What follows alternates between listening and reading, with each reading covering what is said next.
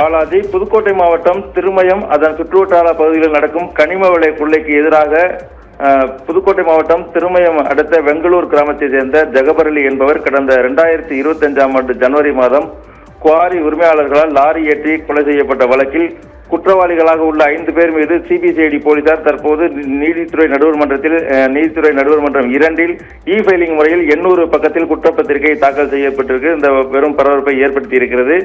புதுக்கோட்டை மாவட்டம் திருமயம் மற்றும் அதன் சுற்றுவட்டார பகுதியில் நடக்கும் கனிம வள கொள்ளைக்கு எதிராக புகார் அளித்த புதுக்கோட்டை மாவட்டம் வெங்களூர் கிராமத்தை சேர்ந்த ஜகபரலி என்பவர் ஜனவரி மாதம் 17ஆம் தேதி 2025 குவாரி உரிமையாளர்களால் சதித்திட்டம் தீட்டப்பட்டு லாரி ஏற்றி படுகொலை செய்திருக்கின்றனர்.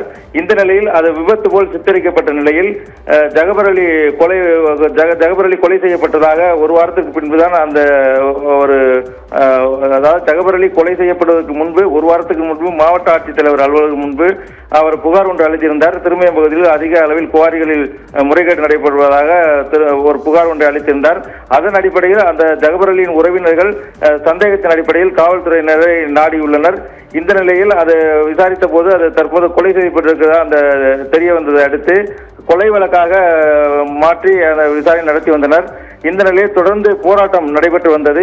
அதாவது ஜகபரலியை கொலை செய்வதற்கு மீது கடுமையான நடவடிக்கை எடுக்க வேண்டும் என்று பல்வேறு சமூக அமைப்புகளும் அரசியல்வாதிகளும் தொடர்ந்து போராட்டங்கள் நடத்தி வந்த நிலையில் அந்த வழக்கு சிபிசிஐடிக்கு மாற்றப்பட்டது.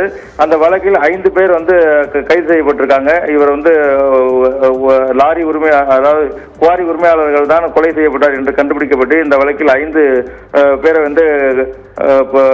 அதாவது கைது செய்யப்பட்டு அவர்கள் மீது குண்டர் தடுப்பு சட்டம்லாம் பாய்ந்தது. இந்த நிலையில் இந்த வழக்கின் குற்றவாளியாக உள்ள 5 பேர் மீது 800 பக்கத்தில் ஃபைலிங் முறையில் புதுக்கோட்டை நீதித்துறை நடுவர் நீதிமன்றம் 2இல் சிபிசிஐடி போலீசார் குற்றப்பத்திரிகை தாக்கல் செய்திருக்கின்றனர். இந்த வழக்கை பொறுத்த வரைக்கும் இந்த குற்றவாளிகளுக்கு என்னெல்லாம் தண்டனை கிடைக்கப் போகின்றது என்பது குறித்து அந்த உறவினருடைய மிகுந்த எதிர்பார்ப்பாக இருக்கின்றது. பாலாஜி.